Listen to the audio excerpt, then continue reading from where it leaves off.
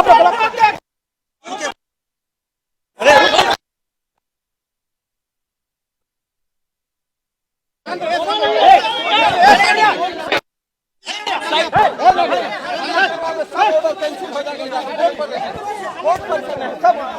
नहीं है मनीष भाई, रोना नहीं है। मनीष भैया रोना नहीं है, रोना नहीं है भैया, सब पूरा पूरा बिहार आपके साथ।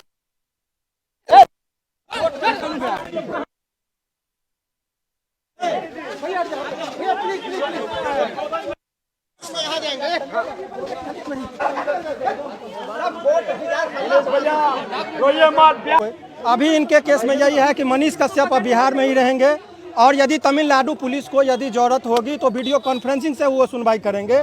जज साहब का क्लियर कहना हुआ, इंस्ट्रक्शन हुआ कि चूंकि वो बिहार के हैं और उस सारे केस में इनको बेल वहाँ पर मिल चुका है तो तमिलनाडु भेजने का कोई प्रश्न नहीं उठता है। और अभी इनके लिए बहुत राहत भरी खबर थी, चूँकि वो तमिलनाडु में भाषा, खाने पीने का सारा चीज़ वो साउथ कल्चर का होता है, तो इनके लिए समझिए काला पानी की सज़ा जैसी थी।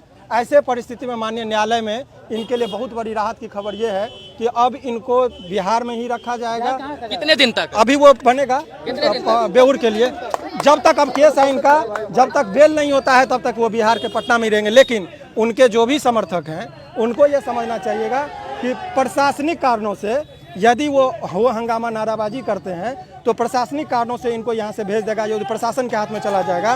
तो इसीलिए उनके समर्थकों को बहुत ज़्यादा उन्मादी नहीं होना है। आपको याद होगा शहाबुद्दीन जी के केस में बेल जब हुआ था और काफिला देख के ही उनको यहाँ से भेज दिया गया था, तो प्रशासनिक कारणों का भी बहुत सारा होता है। तो इनके समर्थकों को बहुत अभी संयम बरतने की जरूरत है। अभी बेल के लिए आवेदन करना है। अभी जो इनके ऊपर संकट था कि इनको फिलहाल यही देखना था कि ये यहाँ पर पटना में रहते हैं कि नहीं, तो अभी एक लाइन में आर्गूमेंट में यही कहा गया कि उनके सारे केसेस में वहाँ पर बेल मिल चुके हैं और यहाँ का जो मामला है वो अब यहीं पर लंबित है। डे बाय डे इनकी सुनवाई में यदि कोई प्रॉपर कम्युनिकेशन की भी बात होती है तो इसी बिंदु पर सारे बात। और उसमें एक और को एक्यूज जो थे युवराज सिंह, जिनको भी आज आरा जेल से यहाँ प्रस्तुत किया गया, उनको भी अब वहीं पर भेजा जा रहा है बेउर में। यही फिलहाल की खबर। कौन कौन केस में सुनवाई हुई है? अभी सारे केसेस में इनको जो है सो लेके अब सुनवाई नहीं हुई है। अभी ये इस मुद्दे पर तय था, लोगों के, इनके समर्थकों में चिंता इस बात की थी कि क्या इनको पटना में रखा जाएगा या बिहार से बाहर भेजने की तमिलनाडु वाली खतरा है। तो वो संकट अभी चल चुका है। माननीय न्यायालय में इस बात को स्वीकार करते हुए कि नहीं, जब तक मैं हूँ अब इनको यहाँ पर जाने की जरूरत नहीं है। यदि तमिलनाडु पुलिस कोई मांग करती है तो वो उनको वीडियो कॉन्फ्रेंसिंग से ही बात होगा। तो वो तमाम तरह की बातें अभी न्यायालय में एनएसए का क्या होगा? एनएसए के बिंदु पर कोई बात नहीं है। जिंदाबाद, अरे मनीष कश्यप जिंदाबाद।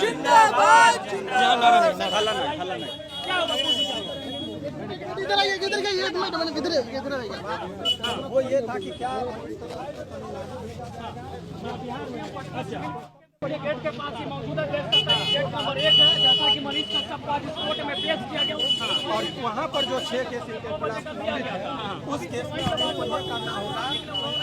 तमिलनाडु पुलिस को जरूरत होगी तो वो वीडियो कॉन्फ्रेंसिंग से इनसे बात करेंगे, न कि इनको ले जाने का आवेदन करेंगे। और मान लीजिए कि 6 महीने के बाद एक्सटेंड होता है आपका एनएसए और यहाँ पर सब में बिल मिल गया, तब क्या होगा? एनएसए का कोई बात नहीं, अब कस्टडी इनका यही है। और यहाँ पे सब में बिल मिल गया तो बेल मिल गया तो रिलीज होंगे, छूट जाएंगे, कोई दिक्कत नहीं होगा। और जो अभी की सुनवाई चल रही है उसके बाद कब तक बेल मिल जाएगा? क्योंकि सबको बिल मिलना चाहिए। मैं आपको बता रहा हूँ कि यदि इस सब मामले में 1 महीना के अंदर में इनको अधिकतम 1 महीना के अंदर में, मुझे अब पहले कहना न्याय के प्रिजुडिस हो जाएगा, लेकिन अनुमानित चूंकि मैं बता रहा हूँ तर्कसंगत बात कि इसमें अन्य अभियुक्तों को बेल मिल चुका है। बहुत सारे अभियुक्त को बेल मिला है, सेम ग्राउंड सेम धाराओं पर इन पर भी मामला था। तो अभी ये परिस्थिति है कि इनको अधिकतम 1 महीना के अंदर में इनको, उससे कम भी आप मान के चले 15-20 दिन में इनको बेल मिल जाएगा। लेकिन जेल में जहाँ तक एनएसए का सवाल है तो उसको भी 3-3 महीना पर उनको रिव्यू करने का बोर्ड के सामने होता है। तो चूंकि तमिलनाडु मामले में सभी को बेल मिल गया, यहाँ बिहार में जितने मामले लंबित रहेंगे उसमें सभी में बेल मिल जाएगी। तो इनके ऊपर एनएसए लगाने का बहुत ज़्यादा जो है सो औचित्य नहीं बनता है।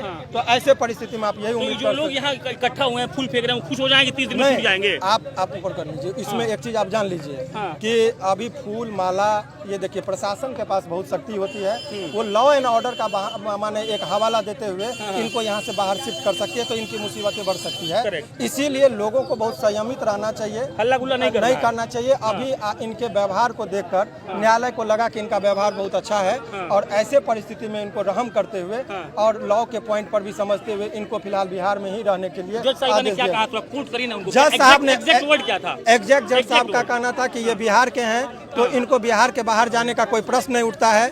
तब बहस के दौरान ये कहा गया कि कब तक रहा जाए इनको यहाँ पर, तो बोले जब तक मैं हूँ अब तब तक ये यहाँ से बिहार से बाहर नहीं जब तक मैडम है हाँ, इनका ये बात एग्जैक्ट वर्ड था। लेकिन चूंकि उनको लगा कि कुछ इनजस्टिस की बात है, चूंकि इसमें जो भी आप मामले देखेंगे तो इनके खिलाफ जो मामले बने थे उसमें सभी में डिफॉल्ट बेल इनको मिल गया था। तो यही सब सारी मामला है। तो अब अभी इनके लिए बहुत राहत की खबर यही है। चलिए वकील साहब का आइए sir, back back back back चले।